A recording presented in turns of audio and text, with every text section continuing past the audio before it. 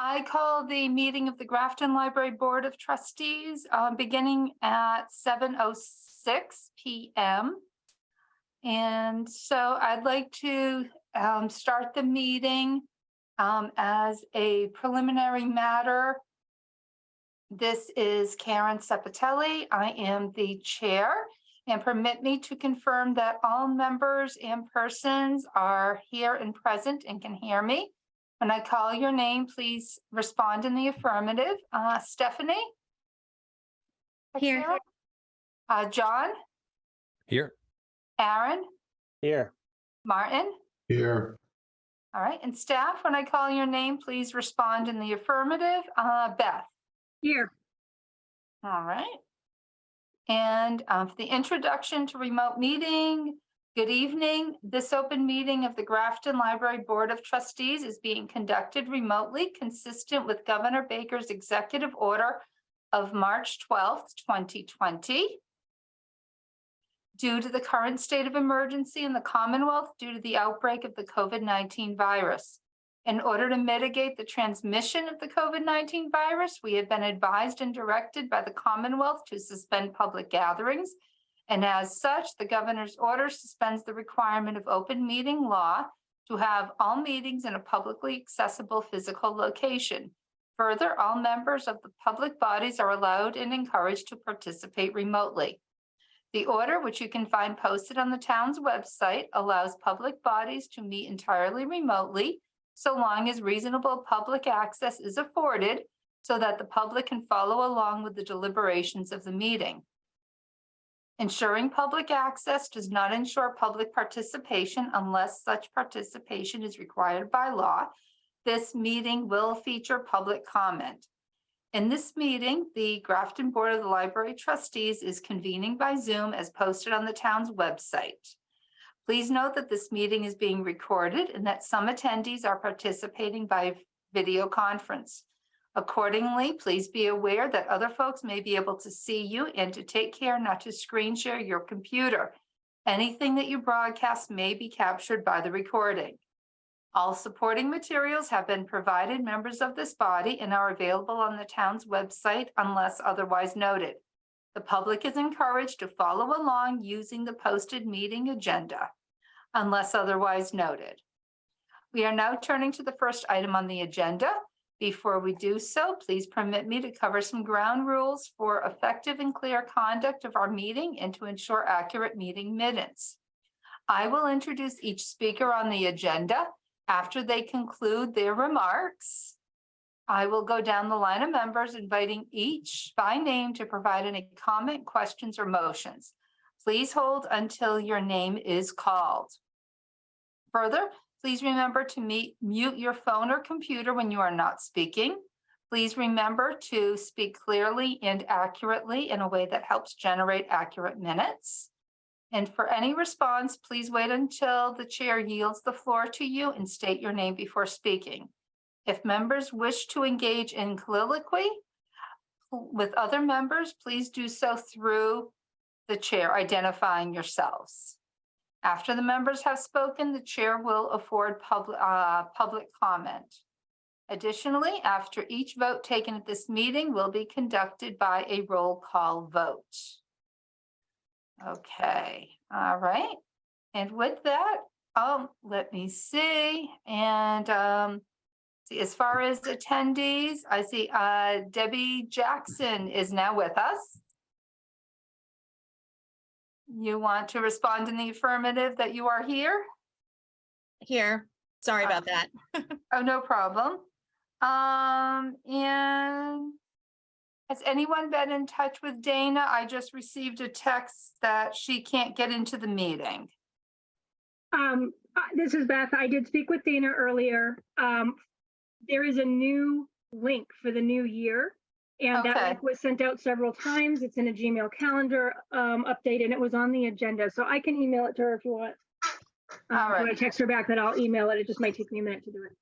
Okay, let me just do that, and we will get back to the meeting in just a second.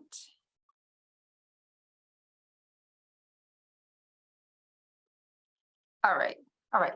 Thanks, everyone. Okay, so the first item on our agenda is to approve some minutes going back. Yes, Marty. Just a point of information, I understood we were gonna have guest participants, which we were gonna move to the front of the meeting.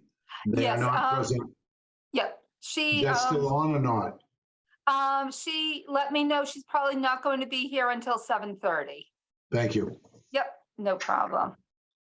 So we'll just take her whenever she is able to come in here. Okay, so the first item on the agenda is to approve the minutes from October 4th, 2016. And I believe we have an issue where probably there were not very many of us here. So let's see, Beth, are you pulling those up? Okay. Doug is not here. Beth, you are here. Diane is not here. Aaron and Dana, who's not here. So, Aaron, it looks like this is yours.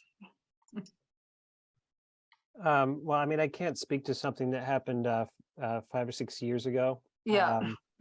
But, certainly, if we're going to approve them tonight, I can't be the only approver, right? So we all have to agree and have majority vote. So, I mean, you can read it as well as I can. So Yeah. I would, I can certainly make a motion to approve the minutes. Mhm. So moved. A motion to approve the minutes from Okay, October 4th, 2016. okay. Do we have a second? I'll second. All right. Any further discussion or comments here? Yes, this is Beth. Point of order, you do not have to have been present at said meeting to either make a motion or vote on minutes. The idea is that you agree in good faith that somebody took them and reflected them accurately. These were missed because the scribe at the time didn't take the meeting minutes, so I transcribed these from the official select board meeting from that date. The Board of Selectmen at that time. So these came from their secretary who passed them along to me. The only question I have is we had at least 4 trustees because we were able to vote. And I don't remember, actually, Aaron, if you were the one who was there, everybody else had responded they would be attending the meeting. So, and 2 people asked to be excused. So it is as accurate as I could make it. We're going back in time multiple years. Okay. Okay. All right. Thanks for that point of clarification. Sure. Okay. So I guess we'll go around and vote for the trustees who are present with the information that Beth shared with us. Stephanie? I will agree that they were taken in good faith and move to approve. Okay. Aaron? Aye. Marty? Aye. John? Aye. Dana? Aye. And Karen, aye. All right, I declare the motion passed. Thank you for everyone for doing that. The next minutes are from June 27th, 2018. So we have a situation where this meeting was actually canceled due to an anticipated lack of quorum. So Beth, do we need to just approve these? Okay. Yep, that's correct. Someone needs to make a Same motion thing. and second and approve. All right, do I have a motion? I'll make a motion to approve the June 27th, 2018 minutes. All right, a second? Second. All right, any comments? All right, we'll go around and vote then. Stephanie? Aye. Aaron? Aye. Marty? Aye. John? Aye. Dana? Aye. And Karen, aye. Okay. Now we can get to the minutes of the December 14th, 2022 meeting.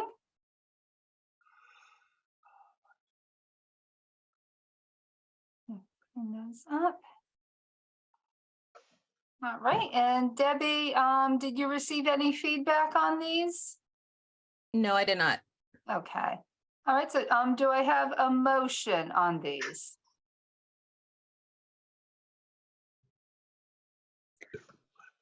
I motion that we approve the minutes of December 14th.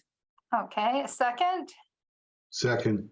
All right, any questions or conversation? This is Beth. I would like to, can we amend it to approve as edited? It says notice agenda. I just realized it says notice agenda at the top and it needs to say minutes. Oh, yes, So I'm gonna Okay. make that edit right now live. okay, thank you. All Sorry, we missed it. right. All right, all right. So we can vote on the amended minutes here, that same minutes then. Stephanie, Aye. Aaron, Aye. Marty, Aye. John, Aye. Dana, Aye. and Karen, I. Okay, great. Thank you. And next on the agenda is to approve the bills for warrants 26, 28, 29, and 30. Point of information, Karen. Yes. On the materials that were sent out, the Mm-hmm. minutes of November 16 meeting were included. And I just now noticed, however, that that was not on the agenda. I Ah. don't think we did approve those November 16 minutes at the last meeting. I think something was awry. I don't remember what it is. Am I right or wrong on that? You're correct. People had not everyone had read them. I thought they were on the agenda. I don't know why they're not on the agenda, and I don't know if we can add it or if we have to wait till February. I'd kick it over to the next meeting. Yeah. No problem. Yep. Okay. You know what, Marty, now that you say that, I do remember seeing them mailed at some point, but they're not on here. Okay. Okay. All right. So next month you. we'll have the November minutes to approve along with this meeting. Okay. All right. Okay. All right. Do we have a motion to approve the warrants 26, 28, 29, and 30? Yep, I'll make a motion to approve warrants 26, 28, 29, and 30 for fiscal year 23. All right, thank you. Any second? I'll second. All right, any questions or comments? Any discussion? I promise not, this is Beth again. I promise not to talk to the whole meeting. There was a question, I think, at the last meeting about gas and electric. And we hadn't been receiving electric bills and have just now received 8 months worth, mostly with a credit. So I just wanted to provide that update. And I believe Eversource is gas and National Grid is the electric. So So is there a credit that's still going to carry forward, Oh, or is yeah. this the end of it? no, we have like a $200,000 credit. So it should continue for some time. Oh my, Oh, yeah. okay. Yeah. All right. Thanks for that good news there. But that means we overpaid it, correct, for the past year? No, these are absolutely construction related credits. Oh. Yeah, so we okay. had budgeted, I think, between $35,000 and $40,000 because that was what the energy modeling showed that we would need to run this building, even with all of our energy efficiencies. And because of the various credits, we just are getting bills with zero balance, Oh, which is wonderful. wonderful, and it'll probably be for at least another year. Okay, Yeah. great news. All right, thank you. Okay, any further discussion? All right, so let's see, I'll call on people to vote. Stephanie, Aye. Aaron, Aye. Marty, Aye. John, Aye. Dana. Aye. All right, I declare the motion passed. Moving on to ongoing business on the MPS. Karen, Yes. I don't think you voted. Oh, I didn't. Karen, I. Thank you. All right, now I declare the motion passed. All right. So down here. Beth, do we have an update on the building and program grant?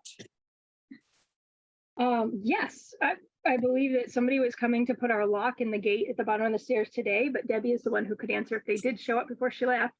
They did. The gate is locked and the key works and we can close it, and unless someone wants to Yay. take a chair and climb over, it's secure. Fabulous.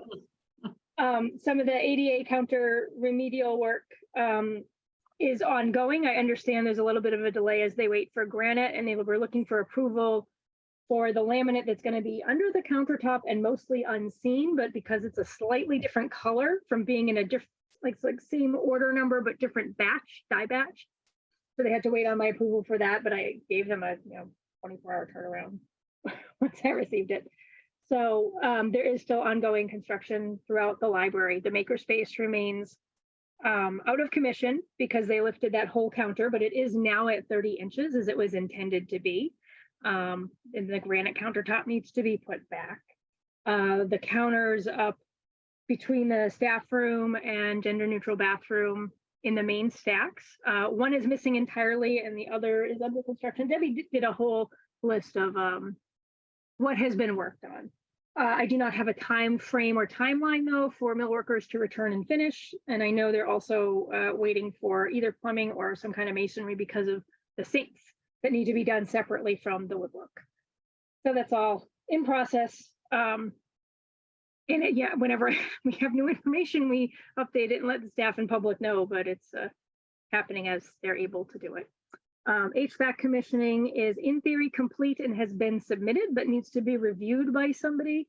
So at the moment we are set to occupancy heat during library operating hours with a little bit of extension, before and after we open and close so that the building isn't cold for people coming in early or a meeting that runs late. But I'm finding it rather chilly. It's set to a range of 68 to 74 degrees, but right now, because the commissioning isn't fully signed off on, we are all still locked out, which is frustrating. The good news is though, nobody's offices are 60 degrees, the public spaces aren't 58 degrees, so that's all greatly improved. And I requested another training since they made changes, and they're going to let me not only pick the date, but invite Renaud HVAC, who will be maintaining the system, to come as well to get some oversight in the physical maintenance as well as the back end and thermostat stuff. So that's really great news. William Blake stepped up and took the data that I had on the financial report that's due to Mass Board of Library Commissioners and took a pass at it. And we're still trying to figure out the ineligible versus eligible costs. We have a meeting, I believe, tomorrow afternoon with the accountant, someone from the construction team to review it so that we can get that submitted by February 1st, which means we will get a next grant payment because we will have submitted our final report. So that'll come probably late spring, May, June, maybe April, probably around $1.8 million. And it will go directly into the loan that the town took out, the bonded money to pay down that balance. So that's good news. We approved a design for presentation area and makerspace doors, but I think that a change order needs to be written and select board needs to sign it. So I'm trying to nudge that forward. And I think that might be it for construction. I am having some lighting issues, so I've reached out to the person who helped with the electrical programming of all the automation of the lights, because I'm finding like if you go into sometimes the staff bathroom, the light never comes on. So it's not sensitive enough, the sensor or the battery's dying or something. Somebody went into the makerspace and the light didn't come on and she tripped because it didn't catch the motion of her walking into the room as it should have. Staff manually turn off some lights that were not going off. So we took them away from the sensor and like time sensitive piece. And they'll turn them off and leave. And by the time we're in our cars in our parking lots, the children's room, teen room, and upstairs large print reading room are all back on, even though there's nobody in the building and we all turned them off and walked out.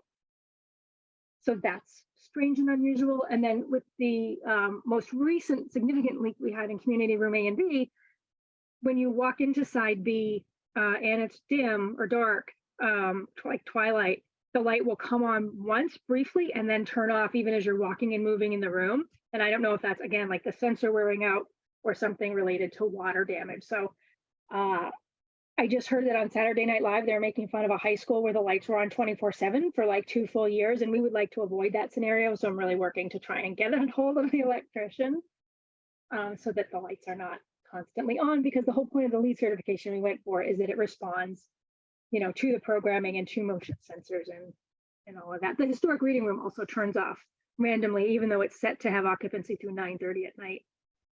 So just little frustrations continue. I'm happy to answer questions if there's things that you guys have noticed. Maybe they're going to be addressed in walkabout too. But as far as the grant is going, reports are up to date. We're on schedule to get more money, and we really are finally nearing the end of the project. That is great news. Okay, are there any questions about the grant? Dana? Yeah, I'm sorry, I just missed it when I understand that you, Beth, that you had said that after all the financial work is submitted to the Mass Board of Library Commissioners, we'll probably get the 1.8 million, like you said, could be April through June. Yeah. And then where does that, you had said where that it goes into, and I just couldn't hear you. Sure. What account does that go right into?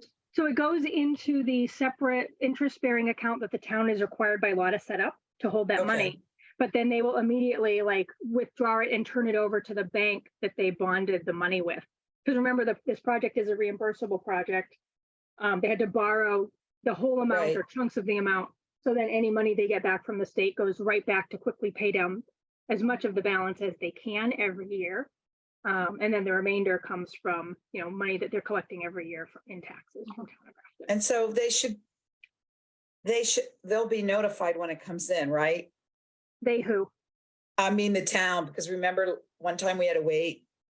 But now it's all set up, so it should happen, right? In theory, it's electronic transfer, and sometimes, I'll get the messaging to the town that it's coming, or I don't get it to all the right people, or somebody misses it, and then they're going, who has $1.8 million from Commonwealth of Massachusetts who just got transferred to town of Grafton, and I go, oh, that was me. Okay, great. But yeah, they should have a heads up, or usually it's pretty easy to figure it out. And these, remember that our reimbursables are based on benchmarks set by Mass Board of Library Commissioners through that Mass Public Library Construction Program grant. So submitting the final financial and narrative report is a benchmark to get payment number 4. And then there's another benchmark for payment number 5. We do still need our permanent certificate of occupancy, and the ADA counters need to be finished to get that. So there is some pressure to get that finished. Okay. I don't think there's a February 1st deadline for that. I think it's more like March 1st, but okay. I continue to pressure architects to get that done. Wow. Yep. So Good work. Beth, I'm sorry. I just said good work. Good work. Yeah. And our lead, That's so important, because you've been waiting so long for all of that, all the compliance work to be done. yeah. And I didn't realize how important that really was. So that's phenomenal that you got them to do Yeah. it. Thanks. So Beth, that once the counters are done, is that the final piece to get the final money, or? Yeah, only because it's tied to certificate of occupancy. Okay. Yeah. And in hindsight, it could be that certificate of occupancy is a benchmark for payment 4, and final report is the benchmark for 5, for payment 5. But Lauren at MBLC was explicit that you please get this in, get it. You're technically done. Get this in now. Yeah. So that we can pay you. We've also got our lead certification money in theory, which could come this year or next year. So then another $165,000 that goes right to the library project and not to general fund.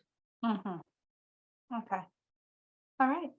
Any other questions for Beth on that? No? Okay. Beth, thanks for all that info. It's all good news. We another point of good news, we are slightly under budget because of some credits and other things. So that's also just a relief because we still have some things to finish. So Nice. Yeah. Nice. not over yet. Better than the other way. So. Yeah. All right. See, next up, it's Beth, it's you again, the fiscal year 23 budget. Thanks. So I do see that Carrie is just joining us. So I don't know if you want to. Okay, yep, she just came Next, on. she just might need a minute to log on. Yeah. All right, let's see. Oh, Carrie. Let's see. Hello, Carrie. Hi. How are you? Good, good. We were just transitioning line items. I don't know if you'd want a minute, or do you want to just jump right in and talk about the Friends and the book sale? I'm happy to jump right in, but first, maybe I don't think I actually know everybody on the board. So Oh. maybe if we could do like a little bit of a round of introduction, that would be great. So Okay. of course, I'm Carrie Hogan. I'm a former trustee. So it's kind of fun to be on the other side. Yes. Everybody. So hello. And I'm a member of the board of the Friends of the Grafton Public Library. So I'm joining today to represent them. So I do know, of course, Karen. I know Karen very well. I know Aaron and Dana very well, and I know Stephanie. So nice to see you all. So, Let's see. So I think John has joined since your time here. welcome. Yeah, Great. I joined in May, and I think we met briefly at one of the Friends meetings. I think Friends annual meeting. Yeah, thank you. Yeah, I remember that now that you mentioned it. So thank you very much. I love your artwork. So who did all that beautiful artwork behind you? My wife Tiffany does those. Oh, gorgeous. Watercolors mostly. Yeah, really beautiful. And our other new member, he's in his third year, is Marty Estner here. Hello, Carrie. Nice to meet you. Nice to meet you as well. Thank you. Yes, and let's see, our scribe is now Debbie Jackson here. Oh, hi, Debbie. So Debbie, I think we've met in the library, right? Yeah. Hi. It's good to see you. Hello. Thanks for joining I'm us. seeing you in a different setting. Uh-huh. Yes. Maybe in a costume doing a video. I don't know. Yes, Great. yeah, probably there. All right. Okay. Yes, so Carrie, we'd love to hear what's going on with the book sale that has you kind of started collecting here. Yeah. So actually, the timing I don't think we planned this, but the timing couldn't have been any better. So so we are actually taking a different approach, and it's one actually that Beth, our director, suggested. So so now we have obviously different space in our library. We have our beautiful Friends Corner, which I hope you've all been able to enjoy. It's fantastic. So we do have an ongoing book sale in the Friends Corner, but we don't have obviously as much space as we used to have with the Down Under. But we are now doing a couple of large book sales a year. So so we're gearing up for our large winter book sale, which is going to be on Saturday, February 11th from 10 to 4. And during that book sale, it'll be in conference rooms A and B. So that beautiful large room right on the left-hand side, as you walk into our new main entrance. And then on Sunday, we're going to be running it from noon to 2, and it's going to be a bag sale. So so that's a little different for us to kind of split it up that way. And we find like every time we do a book sale, we learn something every single time. So we try to say like, okay, maybe next time we'll do it this way. So this time it's that doing the bag deal, because what we found is last time when we had it on Saturday, the bag sale at the end, people were kind of like holding on to their things, and not kind of checking out on that day. So this way, it'll give us some time at the end of Saturday to kind of clear through everything and then get ready just for the bag sale on the next day. So the other thing that's really new, and again, this was at Beth's suggestion, was we are doing a big call for bring on your book. So that started today. So we're trying to publicize that via our Friends Facebook page and other social media and doing publicity related to that. So we're asking people to bring their books to the library. We have reserved for us, again through Beth, conference room B. So what that'll allow us to do is collect the books and then also start working on sorting the books. And then we'll eventually get all of the space, and then we can get that room ready. So we like to sort, the books, by the different categories, so it makes it easier for browsing. So, and again, we've been learning along the way. We learned it's not really great to set up books outside because you don't know what the weather's going to be like. So really take advantage of that conference room and get it ready. The other thing that's big for us is now we have off-site storage. So we have behind Koopman's, we're renting a storage space. So in the past, it was kind of like, okay, we had the book sale. What do we do with all the books that didn't sell? And in the past, we have had vendors come to collect everything, but we don't get that much money for it. So this time, we're really hoping that we sell a lot on Saturday and then on the bag sale, and then we will have the ability to take what's ever left over, anything that we want to keep and we don't want to donate, we can box it up and then bring it back to our offsite storage. So does anybody have any questions? I really hope you all come and visit our book sale. We get, it's really a great community event. So we really enjoy it. All right, Carrie, thank you for explaining the new collection methods and all of that. So does anyone have any questions about the book sale or the Friends in general? Carrie is a wealth of knowledge about both, so. Hi, Dana?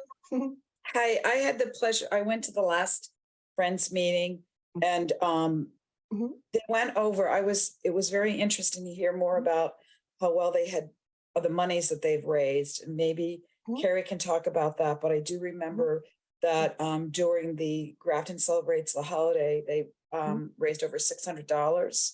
Yes. So that was a lovely event, actually. And again, it's a nice way for us to kind of, meet the community. So during Grafton Celebrates the Holidays, there was an event sponsored by the library. I believe it was Grafton Rise that did it, that did like a craft activity in Conference Room A. So we set up a table outside and we had Grafton Public Library notebooks for sale. We had our beautiful library Lego build kits for sale. And but the biggest seller by far were our beautiful book bundles. So we have Marianne and also Betsy do a wonderful job kind of looking through what we've collected and putting together nice bundles with ribbons on them. And especially before the holidays in December at Grafton Celebrates the Holidays, they're extremely popular and they're a great fundraiser for us. So yeah, so thank you, Dana. The other thing too is you had a lot of good donations, right? Like yes, 1,500. Yes. Yep. We do get wonderful donations. And I don't know if everybody on the board is aware of this, but the Friends do raise a lot of money and support the library and have been doing so for many, many years. The current practice is that typically we will give $10,000 a year. We typically break it up into two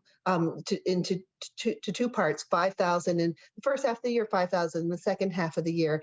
And we entrust that to your best judgment as far as what to spend the money on. So we don't kind of itemize everything. In the past, that had been, a policy that, there was kind of submitting receipts. And we thought, well, this is silly. Like, let the library decide how to spend that money. A lot of the money will go towards things like the passes and special programs. But we've been finding that works very well.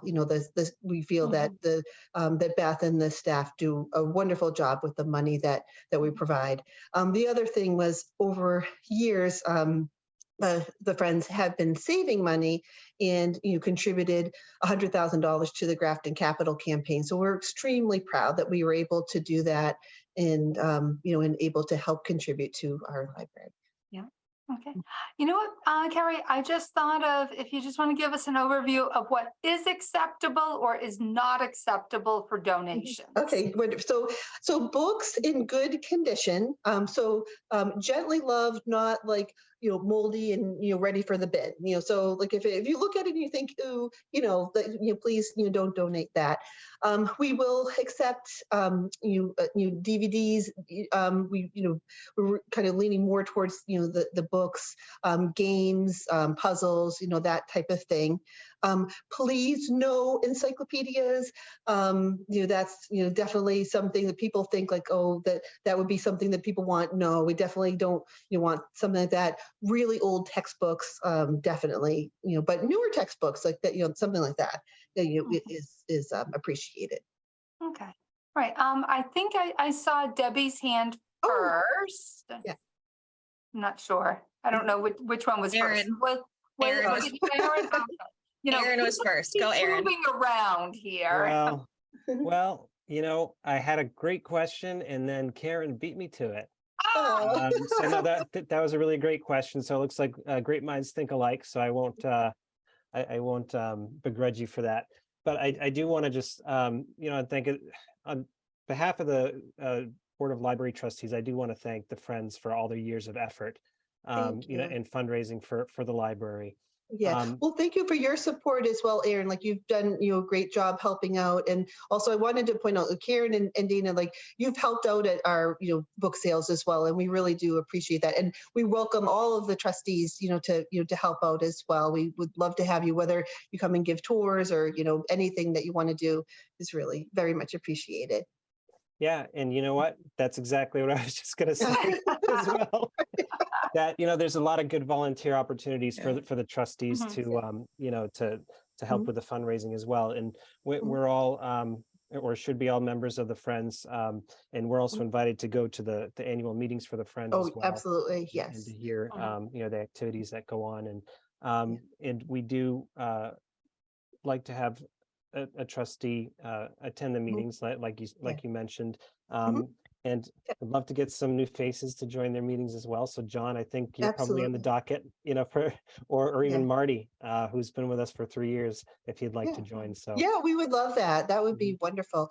The other thing I would like to mention too is we also have our upcoming egg hunt, which is going to be Saturday, April 1st. So hopefully, Mother Nature won't play any tricks on us, and we'll have the nice weather for it. But that's another event. It's a wonderful event if trustees are able to join us.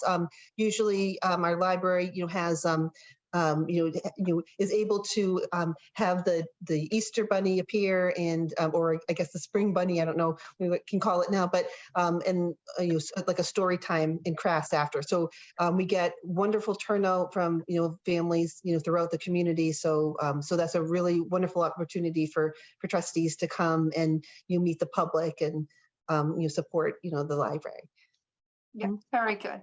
All right, Debbie, have we covered yours already? It seems to be the theme. No, just a quick question or a comment for Carrie that a point of discussion maybe for Friends is whether or not to accept vinyl record donations. We do have people asking.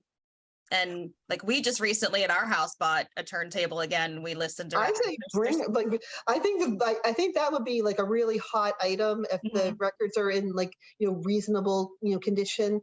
I know that also too with some vinyl records, like even if they like have a scratch or something, sometimes people use them as an art project. I haven't seen a lot of vinyl records coming in. I think because people are like so excited to get them. But if people are ready to pass them on, then yeah, I think we would be very happy to take them. I don't know what the current signage says, but I think there was one not too long ago that said that you don't accept them. So I can check it in the morning. The current signage, unless somebody wrote it in, it definitely did not say anything about vinyl records on it right now. Because we actually updated our signage for the Grafton Celebrates the Holidays, and then a member of Beth's team, Allison Picone, who's very talented, actually helped us with that as well. So we were very appreciative that Beth suggested that. Okay. All right. Terry, thank you so much for joining us here. And thank you for having me. Really appreciate it. Okay, thank you. All right. Bye. Thanks. Bye-bye. Oh, you are welcome to stay if you want. It's up to you. Thank you very much. I do need to pop off, but thank you. I appreciate it. Okay. All right. Thanks. Thank you. Okay. Beth, we'll go back to you. We have the 23 and the 24 budget update, please. Okay. Give me a moment to find the right tab on my computer. Okay. So I learned how to run reports in Vadar. Finally, like 7 months after we got this new system. So this is the summary of our expense ledger to date. You might remember that our budget is divided into three parts: personnel, expenditures, and equipment. Personnel is the largest chunk, and it shows what was allocated in the first column, what's been expended to date, what's left, and the percent spent. So the first thing you'll notice is that there is actually an error. I wrote to accounting a few weeks ago and asked them to correct it.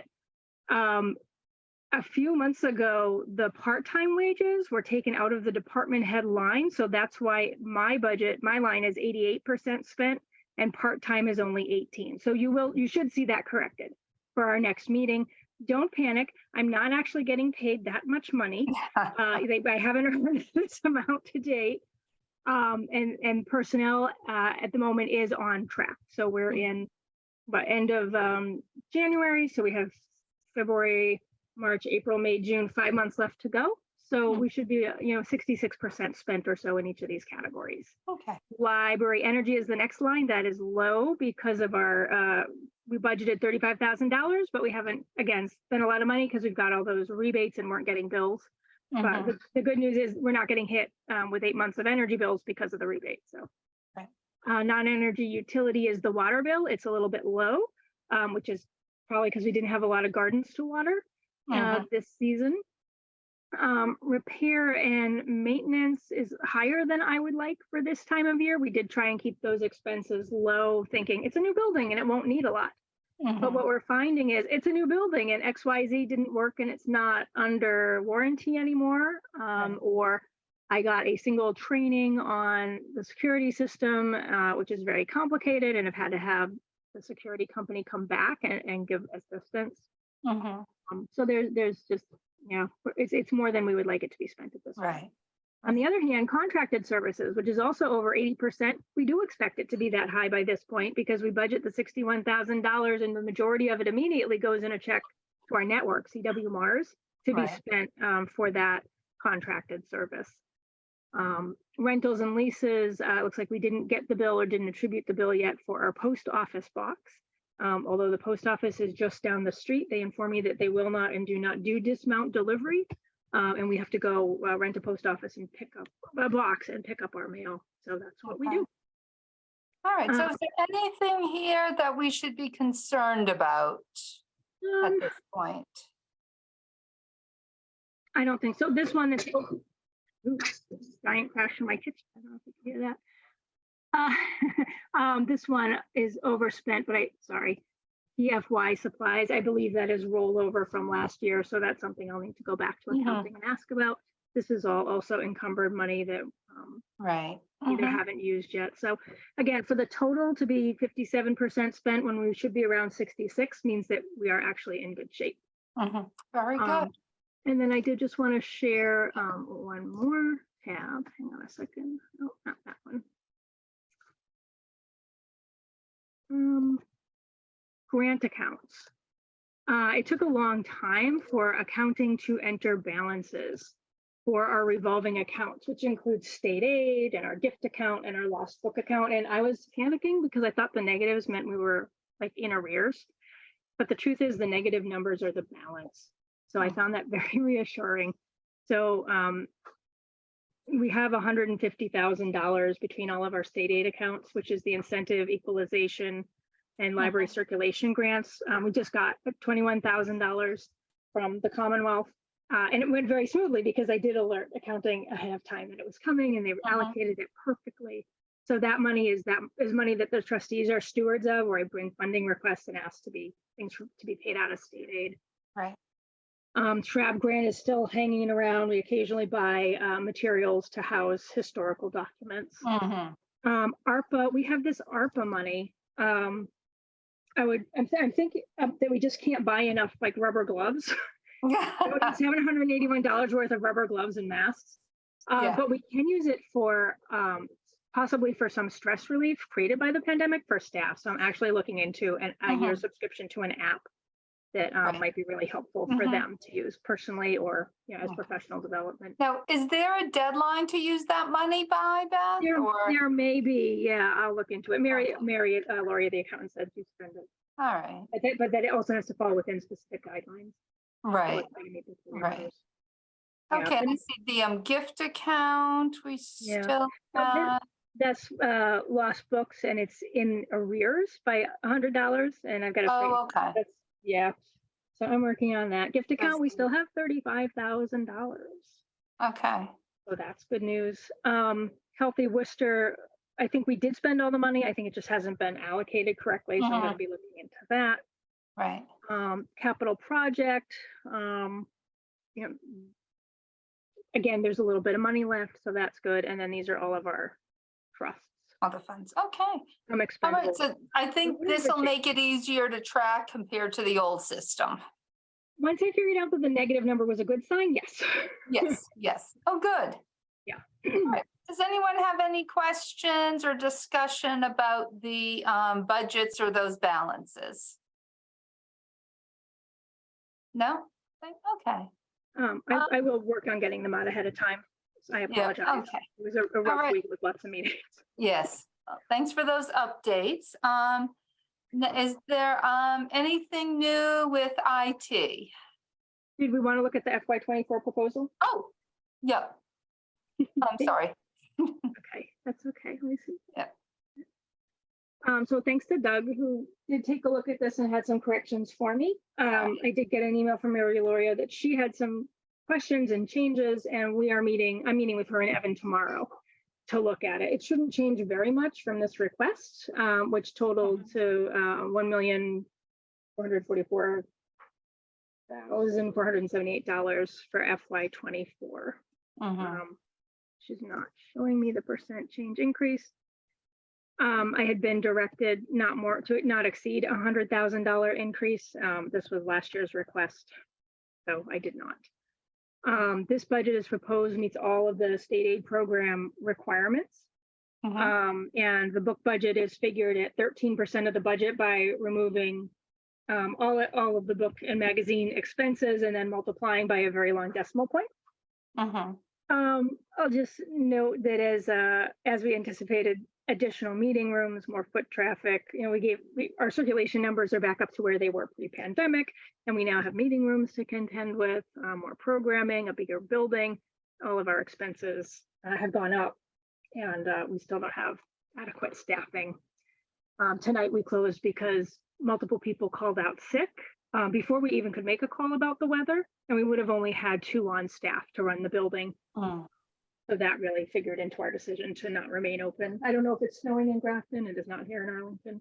I think we have freezing rain right now. Yeah, but on the best of days, we just don't have enough staff to go around, and we couldn't even meet by Zoom today. We had scheduled a department head meeting, but there wasn't enough coverage in the building for managers to get together and have their meeting.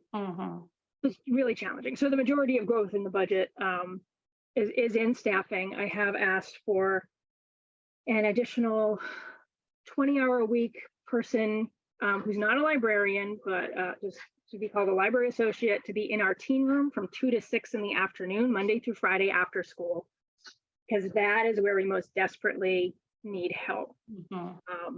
And then we have other staff who requested increases in hours. So instead of asking for whole new, persons, full-time equivalents, we tried to bump up hours for people who requested them. We also have an issue of us being one of the only departments, according to HR, that has staff who work 12 hours, 15 hours, 18 hours, 19 hours, where other departments seem to have a 20-hour or a 35-hour person that's benefited. So the additional hours that staff requested that we tried to accommodate with this budget request would result in additional staff being eligible for benefits, leave time, and opting into healthcare. So that may be a hard sell because there are finite budgets for benefits. So if I have to make cuts, it may be additional staff hours. I think the most important thing is to get another person in the teen room every day after school. Now, Beth, if this is approved, when would that person be able to start? We could post an anticipated opening and like in March or April. Oh, okay. That's interviews in June, and so that we could have somebody start July 1st when the budget opens. Okay. All right. That would be a goal. We can't sit on it. Right. Oh, okay. So basically get them hired and ready to go for the start of the next fiscal year. Yes. Okay, Yeah, nothing is final until it's voted on at town meetings, actually. So we would know by town meeting or after Yeah. town meeting that we absolutely had the funding. okay, all right, thank you. Yeah, and then, I did send this out. I'm happy to take questions. There's not a lot of major changes for No, most of these, except maybe, cost of living. We know some things are going to be a little bit more expensive. mhm, But we're still not asking. I did ask to put programming back into the budget, a $10,000 programming budget. But we still have like professional and technical at zero with a recommendation to fund from state aid, marketing, fund from state aid, conference and seminar fees, state aid, so that we don't further strain the budget. mhm, And equipment, I believe I left dues and membership, state aid maybe. New equipment, I also recommend funding from state aid because we should be okay, granted that we all just got new computers and printers and things. So I would just need to come to the board if something breaks. Like if you are frustrated that I have no camera because my laptop camera died, yeah, I might need a new computer. right. Mhm, But that's the quick overview. We Okay. should have a meeting in March with FinCom before we go to town meeting. So I'll be looking for people to attend that, but definitely review it and bring me questions for Mhm. next month. I may have a revision tomorrow after my meeting with Mary and Evan. Right, okay. Yes, if you could just let us know if there are any revisions to that. And then please let us know also when that FinCom meeting is. And I guess if anyone here has any questions about the budget, when you review it, please let Beth know. So, Okay. all right. Thanks. All right. Thank you, Beth. All right. And I'm now underlining things on my agenda so I can keep track of where we are.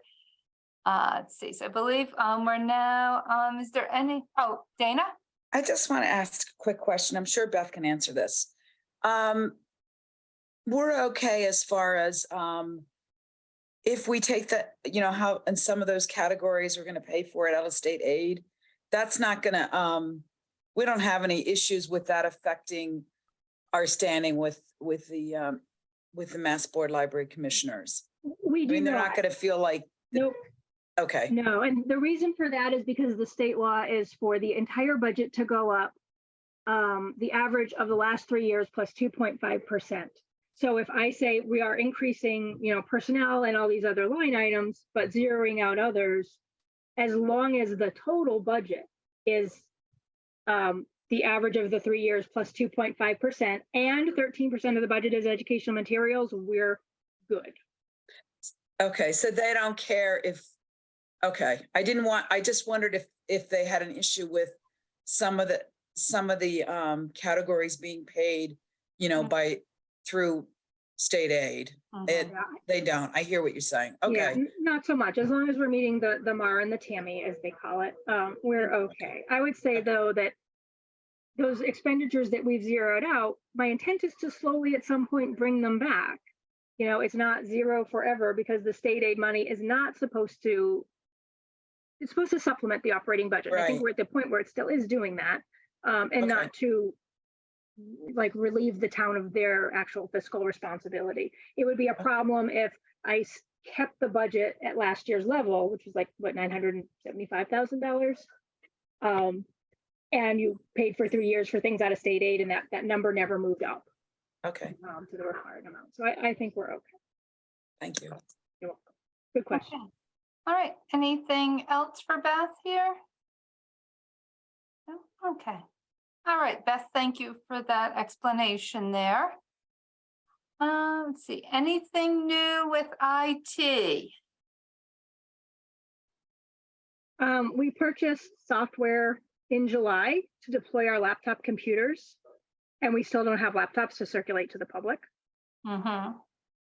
However, I do now have access to wireless statistics. So starting with January, I'll be able to tell you how many people logged on to the Wi-Fi over the course of each month. So well, that is a major accomplishment. You've been trying for that for over a year.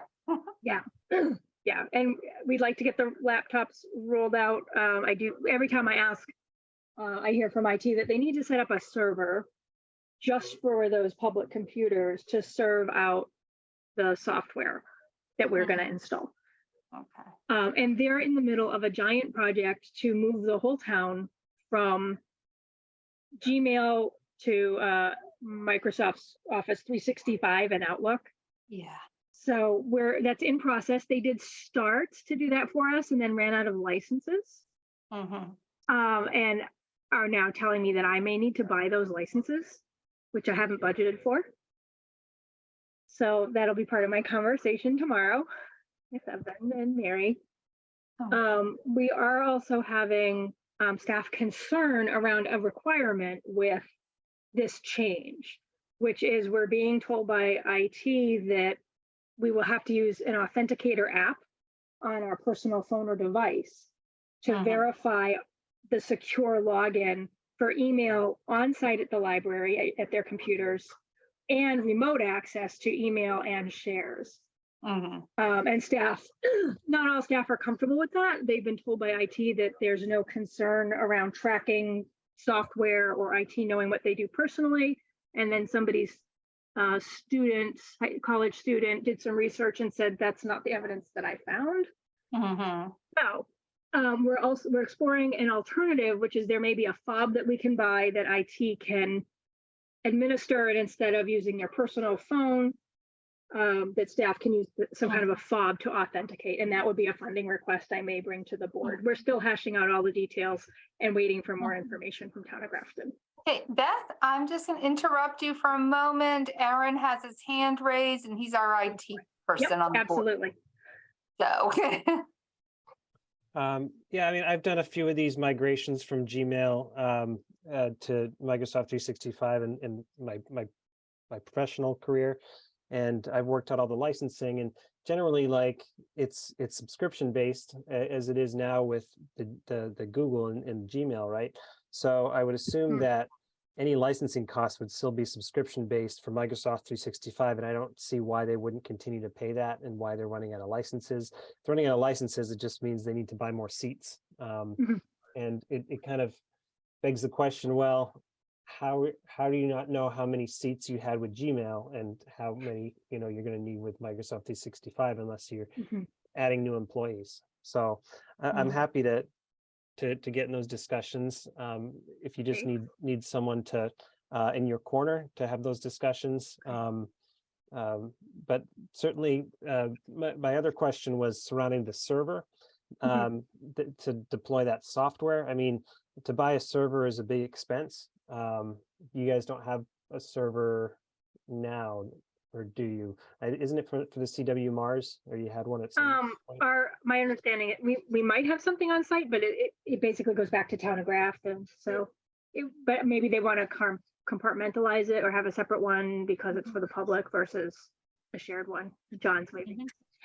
Yeah, I was just going to say it might be like a virtualized setup there, and they may not need a physical server provisioned. Hopefully. Yeah, well, the hardware still needs to live somewhere, right? Even if it's virtualized. Yeah, I believe the hardware is installed on all the machines, but the idea is that we bought the Enterprise Edition so that I can go to one computer and make global changes instead of having to go to 40 different computers. Or for IT, if they're going to help manage it. So. Yeah, well, I mean, Beth, I would just say, like, it seems like we have Aaron and John here who kind of speak the language. So I don't know if it might be worth having them involved with this conversation. Yeah, IT is on site every Tuesday, but I never know when they're going to come or if they're not going to come. So it makes scheduling very challenging. Yeah. But if you're available on Tuesdays, that's when they are here. Oh, okay, John? Yeah, and I just wanted to add one point. I think the the Authenticator app kind of came up before, and my understanding as a technical person who uses these on, I use these for work. I use these for like my bank, things like that. These are very, very common. There's not some generally nefarious thing going on here. Really what it is that it takes a key that's specific to you, and then it constantly kind of generates a new kind of password all the time, or rather when you open the app, it says, what time is it? Like literally, what time is it? What day of the year? What time is it? And take that and mix it with the key, and it will give you that new code. It's very much akin to like when you get a text message saying, punch this code into your bank to log into your bank. Like it's very much like that. I think generally they don't even have any real internet connectivity because they don't need it. They're just generating values based on other values. So I mean, I could talk to the staff if they're really worried about it. It's a very, very common thing that's becoming even more and more common nowadays. Thank you. I completely understand where you're coming from. I think the issue is the staff who are feeling, not to speak for them, but overworked, overwhelmed, and underpaid are now being asked to use their personal device at work for work purposes with no additional support, compensation, or alleviation of their security concerns from the town. So I'm looking for alternatives. There was also an indication that they may not be able to have telecommute privileges if they can't access email and shares, which feels punitive to staff where that's never been required before. And my response was, I will find a way for you to work that would not require you to use email or access to shares. You can always take a webinar, do professional reading, and not need a computer if there is like a snow day, like Monday. But that's my position. And if I have different orders coming from above, then, it is a concern. We are going to discuss it in our union meeting on the 31st. Okay. All right. So Beth, I think just keep us informed with what's going on with that. And please know, I think I speak for Aaron and John that they're here to answer questions or talk to anybody as needed. Appreciate it. Okay. All right. Any other IT stuff? I don't think so. Don't think so. Okay. And let's see, next up, let's see, Dana. Oh, there she is. All right. Is there anything new with the capital campaign in the past month?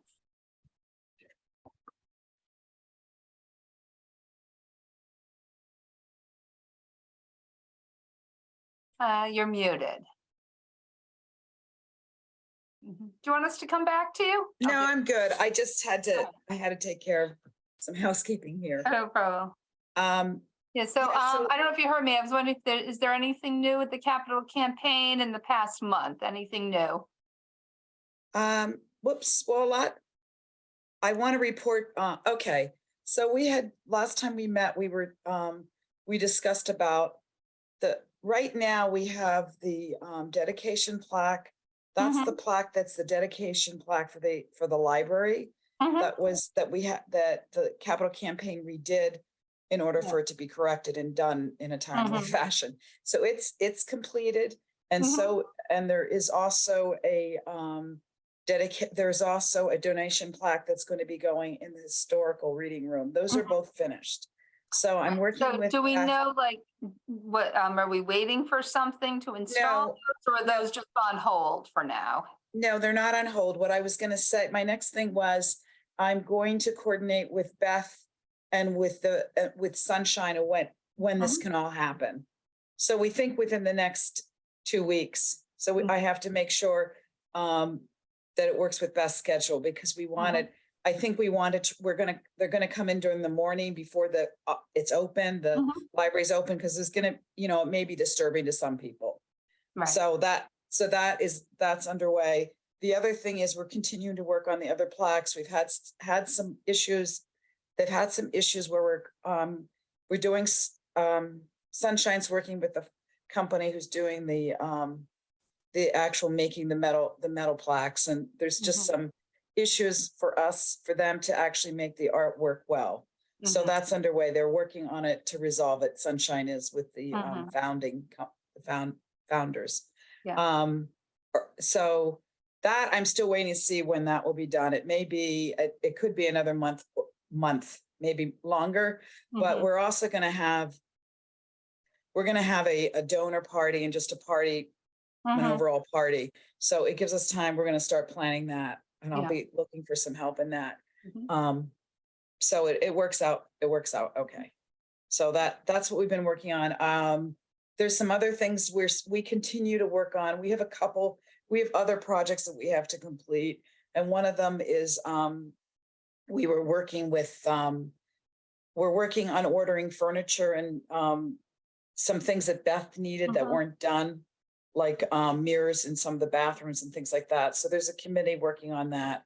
And so we're Mhm. probably going to meet next week on that. Mhm. And then the capital campaign group's going to meet too, because we're going to figure out, we have a couple projects that need to be done in the spring. Mhm. So we want to kind of get everything laid out so it can be, Mhm. done by then. So Yeah. that's a couple of the out of scope projects. Nice. So we still do have some things. We Mhm. still are doing work. And the other thing I wanted to say, well, I was just going to mention to everybody that, we registered with the Attorney General, and we basically our charter's online if anyone wants to look at that, and how the organization is structured. So we are going to go. I know that I had a conversation with you, Karen, where you pointed that out to me, which I do know that since Yeah. I'm the one that did the 501c3, but it was a while ago. But anyway, so we are an entity that can go on as long as we want. We were developed that way. The reason being is we don't want to have to start all over again Mhm. in like if like say we have to do a big campaign, and we don't want to have to go back to the federal government and go through all the paperwork, because it was a lot of paperwork, and we did it on our own. Mhm. And that time was $900 to become to apply to the government, and we Right. did get that, and that was Mhm. donated. Yep. So And then anyway, I there's just the want to yearly. explain that. It's like the organization Mhm. information. Yep. So, I mean, anyone who's interested that is registered, so it's online at the irs.gov site, as far as charitable organizations, and on Mass Secretary of State's. I'm sorry, Attorney both. General's office. Thank you. I'm like, It's also the Secretary of State, Calvin. yeah, and Secretary of State has the registration, so it's in 3 different places. So. But anyway, Yeah, just to clarify a that. good reminder, Dana. Thank you. All right, we've talked about the Friends already. All right. So next up. Hold on, but before you move on, I just had a question for Dana. Oh, I'm sorry. Yeah. Or for Beth. Have we worked out the insurance for the piano yet? I think I Mhm. could answer that. My understanding that the town's going to take care of that. Mhm. And we explained that, we went through Doug explained that to them as far as, the town. I think the piano is owned by the town, but the trustees, it's one of those things that we're responsible for governing or taking care of. Mhm. We being the trustees. So they're going to do the insurance. They're going to add it to the town's policy, is my understanding. Mhm. Right. So we did square that away. Yeah, that's what I had understood as well. And the way that I looked at it is it's an asset, for the library, and the library belongs to the town. Mhm. And we as the trustees are stewards of the library. So that's great. Any indication when, if and when, or if the public can play the piano?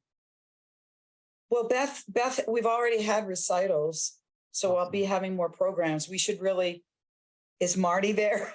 A long time ago, we were talking about trying to have Beth has specific plans for it, and other librarians, but we were talking about having some kind of, we wanted to come up with some kind of concert series. Mhm. So, but it's open to the public. Beth can talk to you more about that. It's in the policies. It's just that we just want to make sure that whomever plays it, that they take good care of it. And it has the player mechanism, so it could be playing any kind of music you want all day. Mhm. So let's just say that I've been apprehensive to walk in and play, and that was my excuse for not playing at the library. Doesn't have insurance yet, but thank you. So maybe I will start playing at the library. Mhm. I'm so nervous to play in public. I've been playing at Oh. home since the pandemic. So Well, Yeah, you can. I don't see a town response to Doug's email from the 12th of January to the town asking if the insurance was all set. So I'll follow up on that. And as soon Okay. as it is, then yeah, we can take requests. We did have a recital. I think we had over 30 people attend. And the kids were good. It was kids, but they were really talented. Wow. And their next one is, I believe, June 8th on a Sunday. Mhm. And yes, so just to reiterate, those are open to the public, correct, Beth? Yep, absolutely. Free and Okay. open to the public, and they served refreshments. Oh, Well, what about Sunday? I went so that they could have their program. I also volunteered to oversee their snacks. I'll probably go because I'm interested, but if I'm not available or no one is interested, we are able to give out a key card so that somebody can let themselves in, run their program. I can schedule the doors to unlock without mhm. any staff needing to be present. And we now have our lock for the gate at the bottom of the stairs, a lock for the elevator. We'd move all the holes into the sorting room and lock that. Mhm. So we are taking meeting room facility rentals as of January to allow for that. Great. That makes Beautiful. me, Long time coming, but I know we're so Yeah. happy. Yes. Yes. I was just gonna say, that makes me a little bit nervous, but if no one from the staff is gonna be there, but I understand we can't, you're not gonna There's work no 24/7. Yeah. There's no overtime budget. A lot Yeah. of the times it's something I'm interested in, but as we start to have private events, yeah, we have a camera system. Only Mhm. one person will have the card. If something goes wrong, we'll adapt our policies accordingly. But I really don't think that anybody is out to destroy the library. Mhm. So good faith effort, I think, in our community. And friends, trustees, staff, I do think we have a see something, say something attitude. And I think it'll be okay. Mhm. I'm choosing to believe that it will all go very smoothly. And Yes. if it doesn't, we have policies that say you will be charged for damage. We can look at the camera footage to see what happened. Mhm. Very good. Okay, anything else? All right. Beth, anything with a COVID-19 update here? Yeah, I got a small donation of masks and tests that have upcoming expiration dates that they need to, we need to use them up. So if you happen to come into the library, you can get a free test courtesy of the Board of Health or a free N95 mask while supplies last. Okay. And now, is that the kind of stuff that ARPA money can be used for? ARPA money can be used for masks and gloves, but not tests, I don't think. Oh, okay. Yeah. All right. And it can't be used for cleaning and sanitizing supplies, which is actually what we need more, say, than masks and gloves. PPE. Right. Yeah, really specifically to PPE. Okay. All right. Just wondering. Okay. All right. Not anything else about that? Nope. All right. All right. Next up, we have Stephanie with our walkabout report. And I think she wanted to share her screen. Yeah, and that's still disabled. I just made you co-host.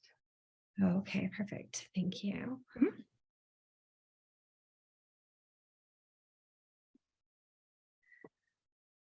All right, I am going to have to make you all small so that I can see this. So I conducted the walkabout yesterday for this report, just because of weather and some scheduling problems. It is a little bit longer of a report because I had a funeral during December's meeting, so I wasn't able to give a report. So I am going to start off by following up on the topics that we had covered the month previously. So really good things that we're moving forward. In the teens gaming room, there was carpet cleaning that was being done. So that was closed for a period of time while those carpets dried. The Friends Corner, just to remind you, it was kind of covered with different flyers that were out of date, books and games all over the counters and overflowing. So that is all cleaned up as well. The teen room walking in, this is the only signage if you remember, it was on the door, it was on the wall. There was also one of the librarians kind of posted there, and the door was closed. So it was much more welcoming to walk into than it was a few months ago. So just props to everybody for kind of working on those things. Also, up in this corner here, you will see that I've highlighted this children's space. There was a game that continuously fell down off the wall because it was loved by our little friends so much, and ended up just being something that was safer for us to take down. I'm not sure who went and patched up those holes, which was great, but we have yet to have that painted. So I know that Beth has put that on her list. So partially done on that one. I want to highlight the next couple are going to really be with snow removal. I do want to highlight that when I was there, it was after Beth and the librarians had them come back out and redo some of the snow removal. So this has been done twice, and it's just not going to cut it moving forward as far as the safety of our patrons. This is a handicap spot and handicap section where someone who needs a walking device is not going to be able to get over that easily. It easily could turn into ice. And this is not even a full handicap spot because the snow is just piled in. So I think that that's something we really need to address moving forward. The winter is really just starting for us, and this isn't something that we can continue doing. Also, while I was there, we had just gotten a report that someone had fallen from it. The book return overhang. So as you can see from far away, we do have a gutter that kind of diverts it away from dropping on patrons. However, I did want to flag a concern. The right hand, I kind of closed up where the green arrow is pointing. So there is already kind of ice dams forming from the freeze melt cycle. And it's actually kind of releasing and getting the bricks wet above the flashing. So my concern is that if this continues happening all winter, will that end up being another leak problem that we have where water is getting in above the flashing? The front walk was done, cleared. It was with salt. There was salt all over the walk, which was great for it to not have ice. However, I do believe that we've had discussions in the past about that walk being covered in salt and actually bleaching it out and having access to put sand down. When I was there, there was 2 buckets of ice, but no sand. So we do need to figure out whose responsibility that is to get that on site. And then as far as just behind the columns on the doors, there's just some house cleaning things that I'm not sure who would take care of, but we don't want to kind of leave that on the front of our library near the door. There looks like there was some tiles and some holiday decorations. In the back of the community room, one of the emergency exits, and it is marked an emergency exit inside, was not shoveled out.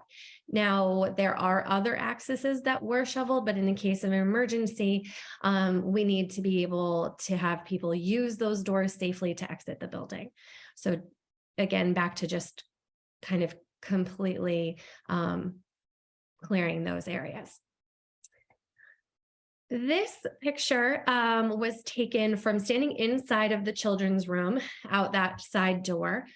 So I don't know whether this is a design flaw or, just something that we didn't foresee, but I wanted to highlight it because it was already starting to be a problem, and I'm not sure how drastic this is going to become through the winter.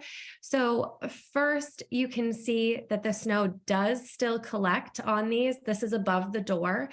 And so even though the walkway was cleared, snow, ice, and slush is dropping. The other arrow is pointing to actually water droplet collections along all of the bars.